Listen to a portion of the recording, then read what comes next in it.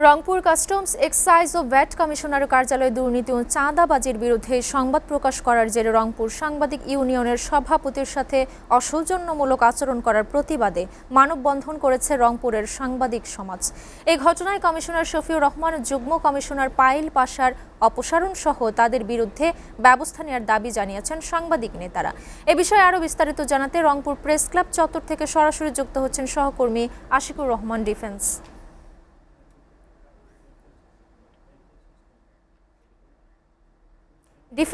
কাস্টমসের দুর্নীতিবাজ কর্মকর্তাদের বিরুদ্ধে কি অভিযোগ সাংবাদিক নেতাদের, বিস্তারিত জানাবেন। ঈশিতা, কাস্টমস এক্সাইজ এবং কমিশনার ভ্যাট কার্যালয়ের যে রংপুর বিভাগীয় কমিশনার রয়েছেন এবং যুগ্ম কমিশনার রয়েছেন তাদের বিরুদ্ধে অন্তহীন অভিযোগ রয়েছে রংপুরের সম্মিলিত সাংবাদিক সমাজের। আমি যদি একটু তথ্য দিয়ে রাখি, সাম্প্রতিক সময়ে তাদের যে চাঁদাবাজি এবং অপেশাদারমূলক যে আচরণ, বিভিন্ন ব্যবসায়িক কেন্দ্রে তারা হামলা করে, বিভিন্নভাবে হয় হুমকি দিয়ে এবং বিভিন্নভাবে অনৈতিক সুবিধা না পেলে তাদের বিরুদ্ধে প্রশাসনিক ব্যবস্থা নেওয়া, অভিযানের নামে হয়রানি করা, ব্যবসা করতে না দেয়া, নানান ধরনের কিন্তু অভিযোগ এই কাস্টমস এক্সাইজ এবং ভ্যাট কমিশনারের কার্যালয় রংপুর বিভাগের যে অফিস রয়েছে তার কর্মকর্তাদের বিরুদ্ধে রয়েছে। সাম্প্রতিক সময়ে সাংবাদিকরা সেই সকল বিষয়ে অনুসন্ধান শুরু করে এবং একাধিক প্রতিবেদনও প্রচারিত হয়। এর ফলেই কিন্তু ক্ষুব্ধ ছিল সাংবাদিকদের উপরে। সাম্প্রতিক সময়ে একটি অনুষ্ঠানে সাংবাদিকদের ডেকে নিয়ে গিয়ে অনেকটা পরিকল্পিতভাবে অসৌজন্যমূলক আচরণ করা হয় রংপুর সাংবাদিক সমাজের, রংপুর সাংবাদিক ইউনিয়নের সভাপতি সালেকুজ্জামান সালেকের সঙ্গে। এর প্রতিবাদেই কিন্তু ফেটে পড়ে সাংবাদিক সমাজ এবং তারা ইতিমধ্যেই দুটি বিবৃতি দিয়েছে সম্মিলিত সাংবাদিক সমাজের পক্ষ থেকে এবং সাংবাদিক ইউনিয়নের পক্ষ থেকে। তারই ধারাবাহিকতায় কিন্তু অবশেষে আন্দোলন মুখর হয়েছে রংপুরের সাংবাদিক সমাজ।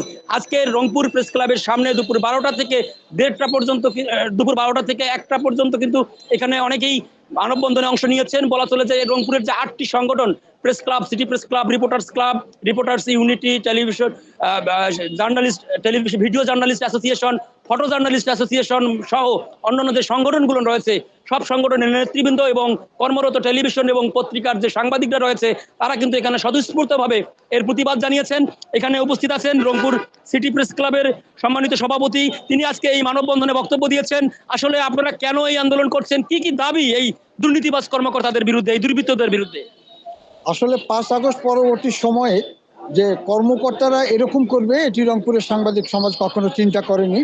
রংপুর কাস্টমস যে কমিশনার রয়েছেন শফিউর রহমান, তার ঘুষ বাণিজ্যে রংপুরের ব্যবসায়ী মহল অতিষ্ঠ হয়ে উঠেছে।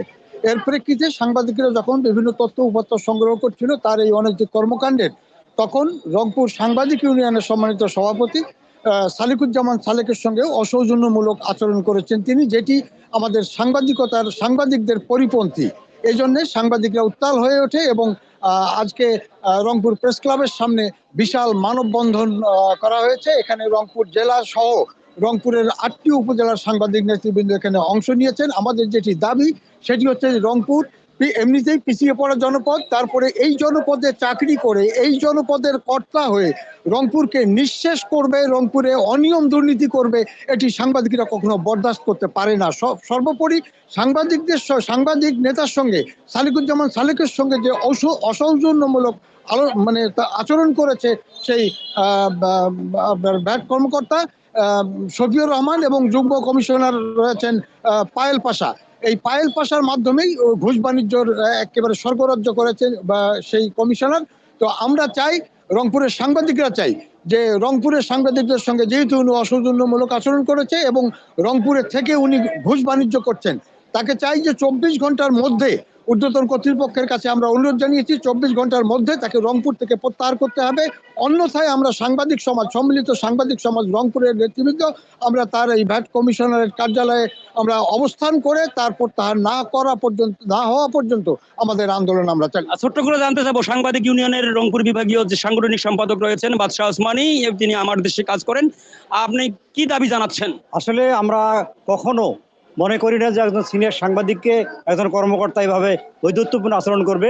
এই শফিউর রহমান মনে হচ্ছে যে আওয়ামী লীগের প্রেতাত্মা, সে এখন বিএনপির শেষে বিএনপির নামেই, সেই সালেকুজ্জামান একজন বিএনপির নেতা, প্লাস উনি এই যে পত্রিকার এখানকার বলুচ্ছি তাদের জানা উচিত দিনকাল, তারেক রহমানের পত্রিকা, সেই পত্রিকার সাংবাদিককে উনি ইচ্ছাকৃতভাবে আওয়ামী লীগকে এখানে প্রতিষ্ঠিত করার লক্ষ্যে বিএনপির এক নেতাকে, আমাদের সাংবাদিক নেতাকে এখানে প্রতিপন্ন করেছেন। আমাদের সাংবাদিক ইউনিয়নের পক্ষ থেকে আমরা তীব্র নিন্দা জানাই। এই ঘুষখোর কর্মকর্তাদের দ্রুত এখান থেকে বদলি কামনা করছি। আর রংপুর যে বিভাগীয় সম্মিলিত সাংবাদিক সমাজের সম্মানিত আহ্বায়ক লিয়াকত আলী প্রবীণ সাংবাদিক, তিনি আমাদের নেতা। আপনি ছোট্ট করে বলবেন যে এই দুর্নীতিগ্রস্ত দুর্বৃত্তরা যারা রংপুরে চাঁদাবাজির একটা বিশাল সমারোহ তৈরি করেছে, তাদের বিরুদ্ধে তারা যে অসৌজন্যমূলক আচরণ করেছে, তারা আপনাদের আলটিমেটামটা কি? আমরা যেটা বলতে চাচ্ছি সেটা হচ্ছে যে এই রংপুর কাস্টমস এবং ভ্যাট কমিশনার শফিয়া রহমান এবং তার যে সহযোগী পাশা, এরা রংপুরে একটা বিশাল সিন্ডিকেট তৈরি করে এই রংপুরে বিভিন্ন প্রতিষ্ঠানে চাঁদাবাজি তাদের কাছ থেকে দূর করে ঘুষ আদায় করছে এবং এই বিভিন্ন প্রতিষ্ঠান বিভিন্ন সংগঠন প্রতিবাদ করেছে। সেই বিষয়টি জানার জন্য সিনিয়র সাংবাদিক সালিকুজ্জামান তার সঙ্গে কথা বলতে চেয়েছিল। সে তার সঙ্গে চরম উদ্ধৃতপূর্ণ আচরণ করেছে। আমরা এই ঘটনার তীব্র নিন্দা জানাই। আমরা আজকে মানববন্ধন করেছি, বিক্ষোভ করেছে সাংবাদিকরা। আমরা অবিলম্বে তাকে 24 ঘন্টার মধ্যে তাকে অবসরের দাবি করছি।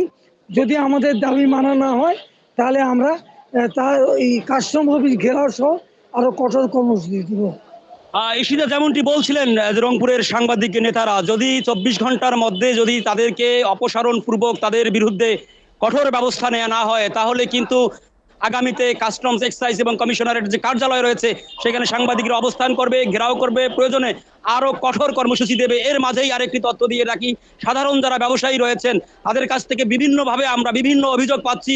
বিভিন্ন শোরুম থেকে জামা কাপড় কিনে, জুতার শোরুম থেকে জুতা কিনে, এমনকি যে নিত্য প্রয়োজনীয় ভোগ্যপণ্য সয়াবিন তেল কিনেও টাকা দিতে চান না এই কাস্টমস কর্মকর্তারা। তারা বিভিন্নভাবে হয়রানি করছেন। মূলত এই সকল হয়রানির খবর, চাঁদাবাজির খবর সাংবাদিকরা যেন না করে, এ কারণেই তাদের মনোবল ভেঙে দেওয়ার জন্যই এই অসৌজন্যমূলক আচরণ করেছেন এবং কথায় কথায় ওই দুই কর্মকর্তা বিএনপির হাইকমান্ডের সঙ্গে তাদের সখ্যতার কথা বলে প্রভাব বিস্তারের চেষ্টা করেন। মূলত তাদের এই অপেশাদারমূলক আচরণ এবং সন্ত্রাসী কর্মকাণ্ড বন্ধের জন্য যত দ্রুততম সময়ের মধ্যে যেন কর্তৃপক্ষ ব্যবস্থা নেয় সেই দাবি জানাচ্ছেন রংপুরের সাংবাদিক নেতারা। ইশিতা।